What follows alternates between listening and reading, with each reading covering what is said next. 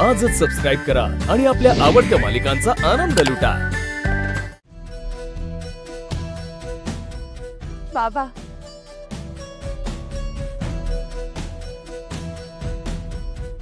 बाबा, लीला लीला लीला काय झालं बाळा?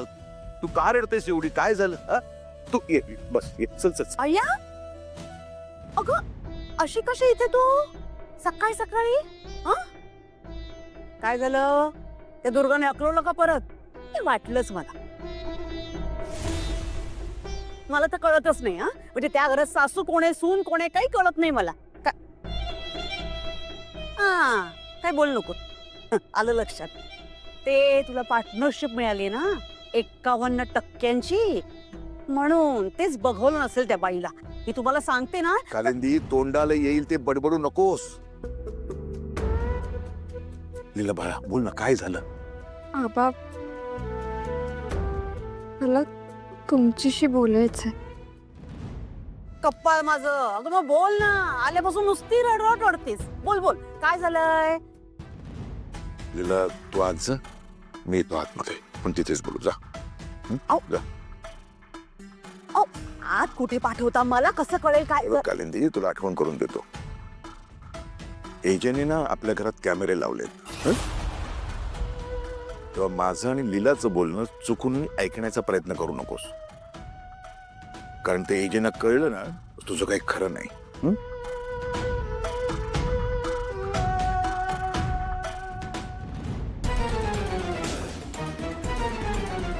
आता कसं कळणार मला हे दोघे काय बोलतायत ते? काय करू?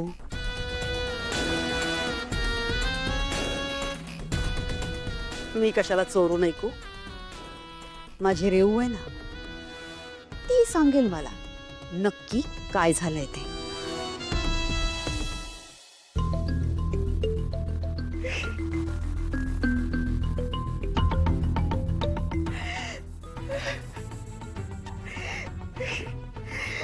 लीला का बाबा,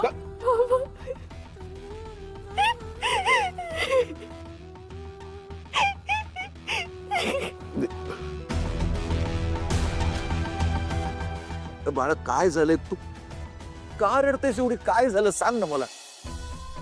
बाबा, मला ना मला खूप खूप घुसमटल्यासारखं होतं. खूप त्रास होतो मला. म्हणजे ना मी ठरवलं होतं की आता रडायचं नाही, खचायचं नाही. पण बाबा, मला वाटतंय माझ्या हातातनं सगळं निष्ठून चाललंय आणि मी एकटेच असणार आहे. कोणीच नसणार आहे माझं. मी एकटेच आहे. नाही बाळा, नाही बाळा, तू एकटी नाहीयेस बाळा. मी आहे ना तुझ्यासोबत. हा तुझा बाबा तुझ्यासोबत आहे ना. आणि महत्वाचं म्हणजे एजे तुझ्या सोबत आहेत बाळा. आता एजे तुझ्या सोबत असताना तुला कशालाच घाबरायची गरज नाही. काय झालं बोल, सांग बाळा. अंतराने मला अभिरा म्हणून हाक मारली.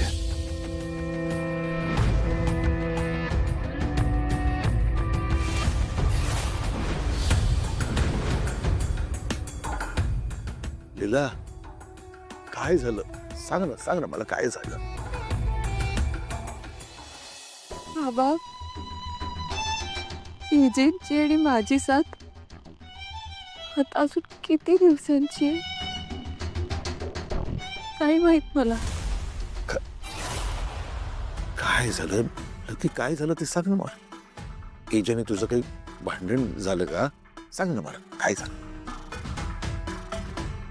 भांडण झालं असतं ना तर त्यातनं काहीतरी मार्ग निघाला असता. पण आता आमच्यात जो दुरावा येणार आहे त्यावर कसलाही उपाय नाही. म्हणजे काय काय काय म्हणायचं तुला?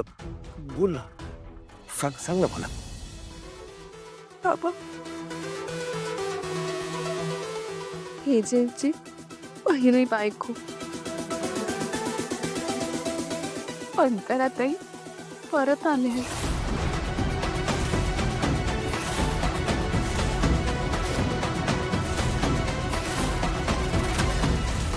काय कपूर बाळा, बाळा कसं शक्य आहे? आणते सांगते. गुढीपाडव्याच्या दिवशी आजी आणि मी आणि एजे मंदिरात गेलो होतो.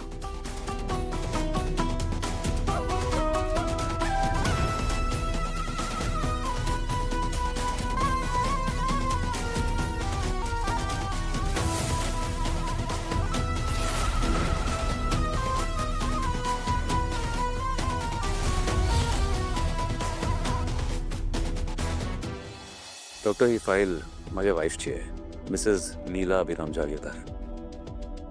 आमच्या लग्नापूर्वी इथे ती कुठल्या तरी ट्रीटमेंटसाठी आली होती. मला डेट बघून सांगाल की एक्झॅक्टली काय झालं होतं? Sure AJ sir.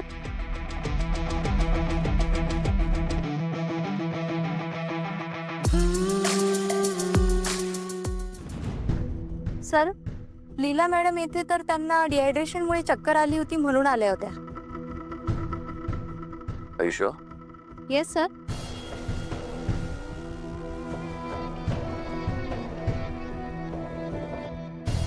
मग मला एक सांगा, एक अनमॅरिड मुलगी डिहायड्रेशनचं ट्रीटमेंट करायला तुमच्याकडे येते तर कारण नसताना ती फर्टिलिटी टेस्ट का करेल?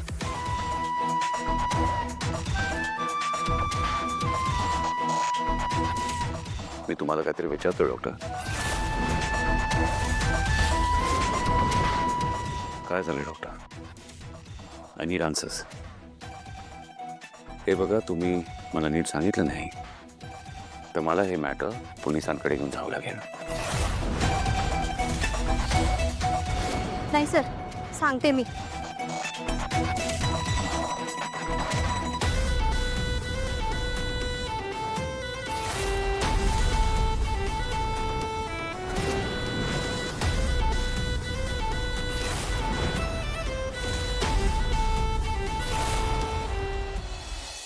बाबा, सगळ्यात माझी काय चूक आहे सांगा?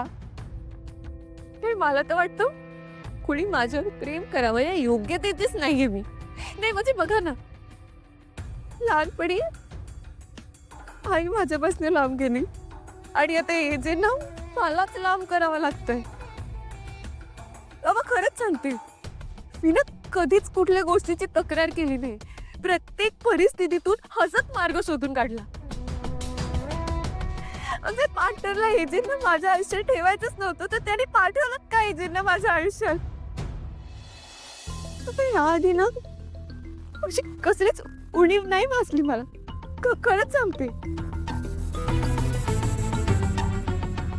एजेंनी मला प्रेम म्हणजे काय, एखाद्यावर निस्वार्थीपणे प्रेम करणं म्हणजे काय हे कळलंय. आणि आता त्या आयुष्यातच नसणार आहेत माझ्या. काय सहन होते हो.